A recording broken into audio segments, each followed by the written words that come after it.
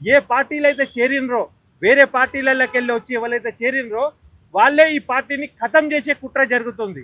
భాష రాని ఏఐసిసి ఇన్ఛార్జ్లు ఉంటారు ఇక్కడ జరిగేది అక్కడ హైకమాండ్కి చేరకుండా చాలా పకడ్బందీగా ప్లాన్ చేస్తున్నారు. రాహుల్ గాంధీ తెలంగాణకు వస్తాడు, వికారాబాద్ నుంచి వెళ్ళిపోతాడు. ఇక్కడ ఏమేం జరుగుతుందో ఆయనకు తెలియదు. ఇప్పుడు రోహిత్ వేముల అప్పుడు ఆయన వస్తే సంతోషించినాం రాహుల్ గాంధీని చూసి. నిరుద్యోగుల గురించి వాళ్ళ పక్షాన ఆయన ఆ గాంధీనగర్లో వచ్చినా కూడా సంతోషపడ్డాం.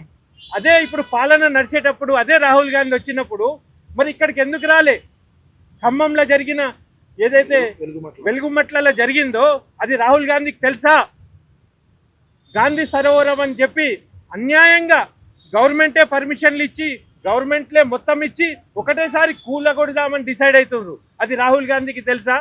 తర్వాత నిరుద్యోగులు పాపం మనం తెలంగాణ తెచ్చుకున్నదే ఉద్యోగుల కోసం. ఇవాళ తెలంగాణ మొత్తం ఆగమవుతుంది. వాళ్ళ బతుకులు ఏమవుతున్నాయి? తెలంగాణ ఉద్యమానికి ఎట్లయితే సావులు మొదలైనాయో ఇప్పుడు నిరుద్యోగుల సావులు మొదలైనాయి. తెలంగాణలో పిల్లగాళ్ళు సావద్దనే కదా సోనియా గాంధీ తెలంగాణ ఇచ్చింది. ఇప్పుడు నిరుద్యోగుల వల్ల మళ్ళా సావులు స్టార్ట్ అయింది. దీనికి మరి ఎవరు ఆపుతారు? ఇక్కడ ఎజెండా క్లియర్ కనబడుతుంది. కాంగ్రెస్ పార్టీ ఉన్నా లేకున్నా మనకు ఫరక్ పడది. మళ్ళా మనం వస్తామో రామో మనకు తెలియదు. ఇప్పుడు ప్రభుత్వం ఉన్నంత వరకు ఎవరం ఎంత చేసుకోవాలనే దృక్కోణంతోనే పాలన నడుస్తుంది. కానీ పబ్లిక్లో మెప్పు ఎట్లా పొందాలి, పబ్లిక్కి సేవ ఎట్లా చేయాలనేది ఏడున్నది? ఒక మినిస్టర్ వచ్చి పబ్లిక్ని పేడ్ ఆర్టిస్ట్ అంటాడు. అసలు నువ్వు పేడ్ ఆర్టిస్ట్, నీ వ్యవహారం పేడ్ ఆర్టిస్టు, మీది మొత్తం పేమెంట్ పాలన. అన్ని స్కీములు ఎట్లా ఎన్కేసుకుందాం, ఎన్ని కోట్లు ఎన్కేసుకుందాం, ఎట్లా లబ్ధి పొందుదాం అనే దృక్కోణమే కానీ ప్రజలు ఎవరన్నా సుఖంగా ఉన్నారా? ఏడ చూసినా కూలగొట్టుడు అదే ఉన్నది.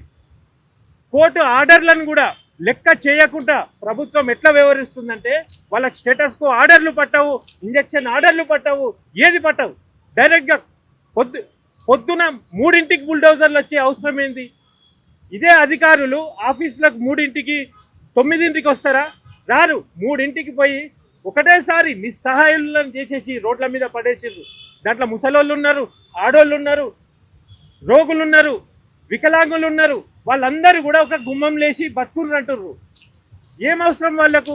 భూదాన్ అని చెప్పి భూమికి దానం చేసే భూమిలల్లా మీరే అంటున్నారు కదా ఇంద్రమ్మ ఇల్లులు కట్టిస్తాం గరీబోళ్ళ కోసం అంటారు కదా. అదే నిజమైతే గరీబోళ్ళను రోడ్ల మీద మీరు ఎట్లా పడేస్తారు? మీకు ఎట్లా నిద్ర పడుతుంది?